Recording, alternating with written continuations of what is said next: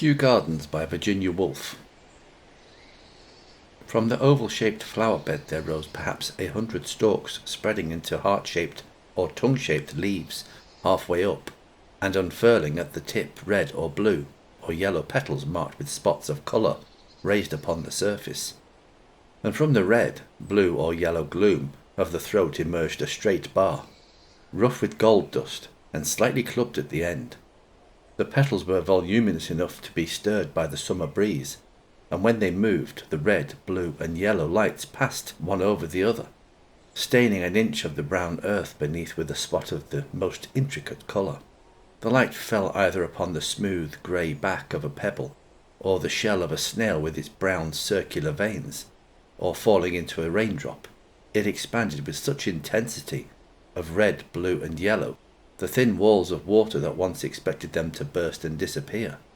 Instead, the drop was left in a second silver grey once more, and the light now settled upon the flesh of a leaf, revealing the branching thread of a fibre beneath the surface. And again it moved, and spread its illumination in the vast green spaces beneath the dome of the heart-shaped and tongue-shaped leaves. Then the breeze stirred rather more briskly overhead, and the colour was flashed into the air above, into the eyes of men and women who walk in Kew Gardens in July. The figures of these men and women straggled past the flower bed with a curiously irregular movement not unlike that of the white and blue butterflies who crossed the turf in zigzag flights from bed to bed. The man was about 6 inches in front of the woman, strolling carelessly, while she bore on with great purpose, only turning her head now and then to see that the children were not too far behind. The man kept his distance in front of the woman purposely, though perhaps unconsciously, for he wished to go on with his thoughts. 15 years ago I came here with Lily, he thought. We sat somewhere over there by a lake, and I begged her to marry me, all through the hot afternoon. How the dragonfly kept circling round us. How clearly I see the dragonfly, and her shoe with the square silver buckle at the toe. All the time I spoke, I saw her shoe, and when it moved impatiently, I knew without looking up what she was going to say. The whole of her seemed to be in her shoe, and my love, my desire, were in the dragonfly. For some reason I thought that if it settled there, on that leaf, the broad one with the red flower in the middle of it, if the dragonfly settled on the leaf, she would say yes at once. But the dragonfly went round and round. It never settled anywhere. Of course not. Happily not. Or I shouldn't be walking here with Eleanor and the children. Tell me, Eleanor, do you ever think of the past? Why do you ask, Simon? Because I've been thinking of the past. I've been thinking of Lily, the woman I might have married. Well, why are you silent? Do you mind my thinking of the past? Why should I mind, Simon? Doesn't one always think of the past, in a garden with men and women lying under the trees? Aren't they one's past, all that remains of it, those men and women, those ghosts lying under the trees? One's happiness, one's reality? For me, a square silver shoe buckle and a dragonfly. For me, a kiss. Imagine 6 little girls sitting before their easels 20 years ago, down by the side of a lake, painting the water lilies. The first red water lilies I'd ever seen. And suddenly a kiss, there on the back of my neck. And my hand shook all the afternoon so that I couldn't paint. I took out my watch and marked the hour when I would allow myself to think of the kiss for 5 minutes only. It was so precious. The kiss of an old grey-haired woman with a wart on her nose, the mother of all my kisses all my life. Come, Caroline, come, Hubert. They walked on past the flower bed, now walking 4 abreast and soon diminished in size amongst the trees, and looked half transparent as the sunlight and shade swam over their backs in large trembling irregular patches. In the oval flower bed, the snail, whose shell had been stained red, blue and yellow for the space of 2 minutes or so, now appeared to be moving very slightly in its shell, and next began to labour over the crumbs of loose earth which broke away and rolled down as it passed over them.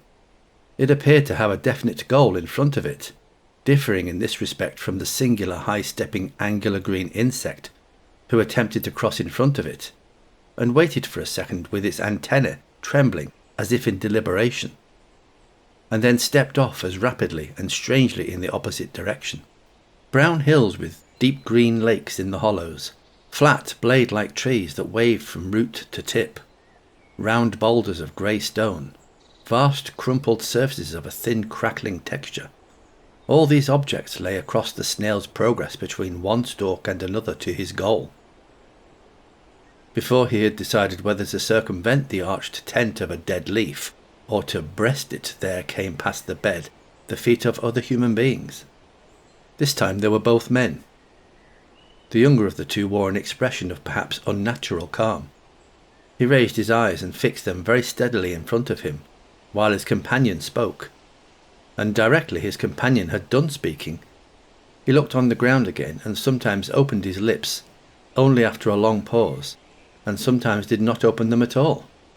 The elder man had a curiously uneven and shaky method of walking, jerking his hand forward and throwing up his head abruptly, rather in the manner of an impatient carriage horse tired of waiting outside a house.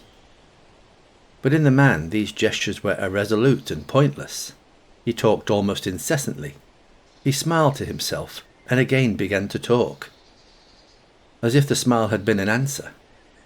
He was talking about spirits, the spirits of the dead, who according to him were even now telling him all sorts of odd things about their experiences in heaven.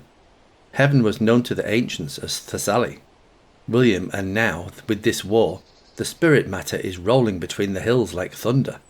He paused, seemed to listen, smiled, jerked his head, and continued.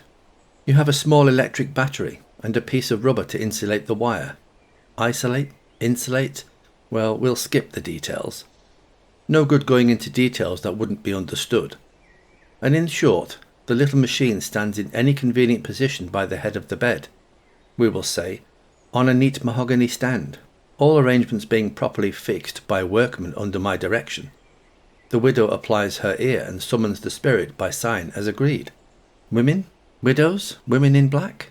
Here he seemed to have caught the sight of a woman's dress in the distance, which in the shade looked a purple-black. He took off his hat, placed his hand upon his heart, and hurried towards her, muttering and gesticulating feverishly.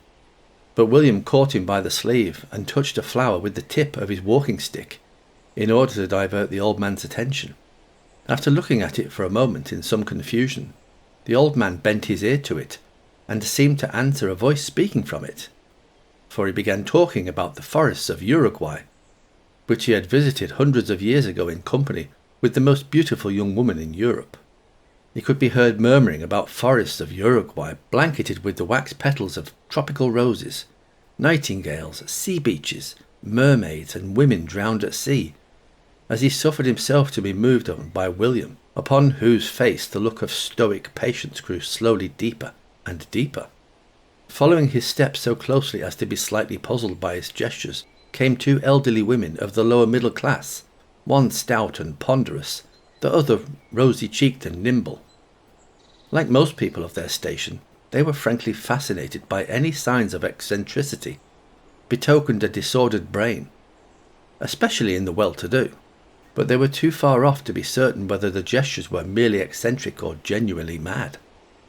After they had scrutinized the old man's back in silence for a moment, and given each other a queer sly look, they went on energetically piecing together their very complicated dialogue. Nell? Bert? Lot? Cess? Phil? Pa? He says, I say, she says, I says, I says, I says. My Bert? Sis? Bill? Grandad? The old man? Sugar? Sugar, flour, kippers, greens, sugar, sugar, sugar. The ponderous woman looked through the pattern of falling words, at the flowers standing cool, firm and upright in the earth with a curious expression. She saw them as a sleeper, waking from a heavy sleep, sees a brass candlestick reflecting the light in an unfamiliar way, and closes his eyes and opens them, and sees the brass candlestick again. Finally starts broad awake and stares at the candlestick with all his powers.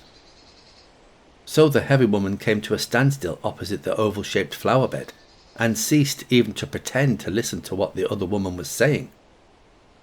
She stood there, letting the words fall over her, swaying the top part of her body slowly backwards and forwards, looking at the flowers. Then she suggested that they should find a seat and have their tea.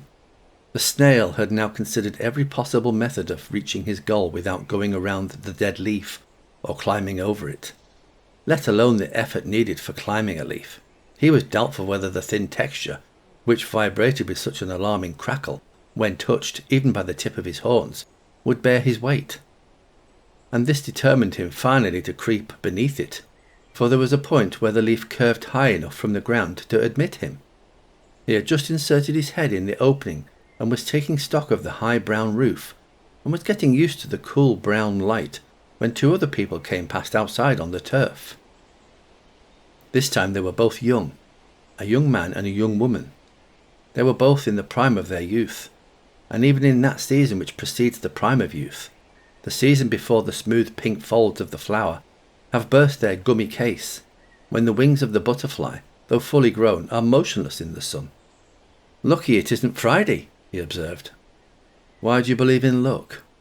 They make you pay sixpence on Friday. What's sixpence anyway? Isn't it worth sixpence?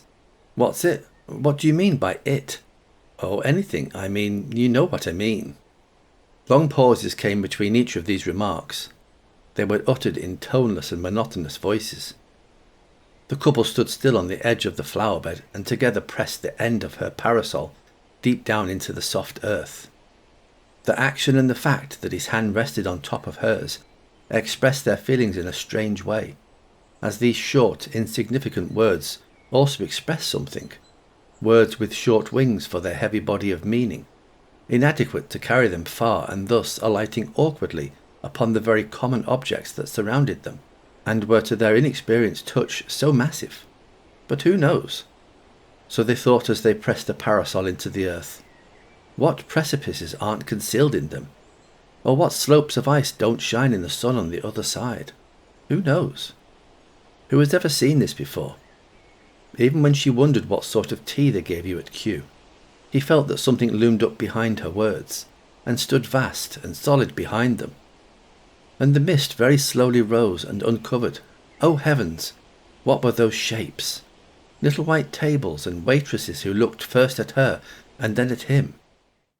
And there was a bill that he would pay, with a real 2-shilling piece, and it was real, all real. He assured himself, fingering the coin in his pocket, real to everyone except to him and to her.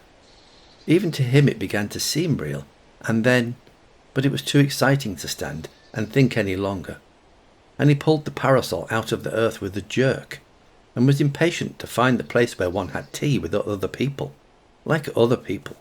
"Come along, Trissy, it's time we had our tea." "Wherever does one have one's tea?" she asked with the oddest thrill of excitement in her voice, looking vaguely around and letting herself be drawn on down the grass path, trailing her parasol, turning her head this way and that way, forgetting her tea, wishing to go down there and then down there, remembering orchids and cranes among wild flowers, a Chinese pagoda and a crimson-crested bird. But he bore her on. Thus one couple after another, with much the same irregular and aimless movement, passed the flower bed and were enveloped in layer after layer of green-blue vapour, in which at first their bodies had substance and a dash of colour, but later both substance and colour dissolved in the green-blue atmosphere. How hot it was! So hot that even the thrush chose to hop, like a mechanical bird in the shadow of the flowers. With long pauses between one movement and the next, instead of rambling vaguely, the white butterflies danced one above another, making with their white shifting flakes the outline of a shattered marble column above the tallest flowers. The glass roofs of the farmhouse shone, as if a whole market full of shiny green umbrellas had opened in the sun, and in the drone of the aeroplane the voice of the summer sky murmured its fierce soul. Yellow and black, pink and snow-white, shapes of all these colours, men, women and children were spotted for a second upon the horizon, and then seeing the breadth of yellow that lay upon the grass, they wavered and sought shade beneath the trees, dissolving like drops of water in the yellow and green atmosphere, staining it faintly with red and blue. It seemed as if all the gross and heavy bodies had sunk down in the heat, motionless, and lay huddled upon the ground, but their voices went wavering from them, as if there were flames lolling from the thick waxen bodies of candles. Voices, yes, voices, wordless voices, breaking the silence suddenly with such depth of contentment, such passion of desire, or, in the voices of children, such freshness of surprise. Breaking the silence. But there was no silence all the time. The motor omnibuses were turning their wheels and changing their gear. Like a vast nest of Chinese boxes, all of wrought steel turning ceaselessly, one within another, the city murmured, on the top of which the voices cried aloud, and the petals of myriads of flowers flashed their colours into the air.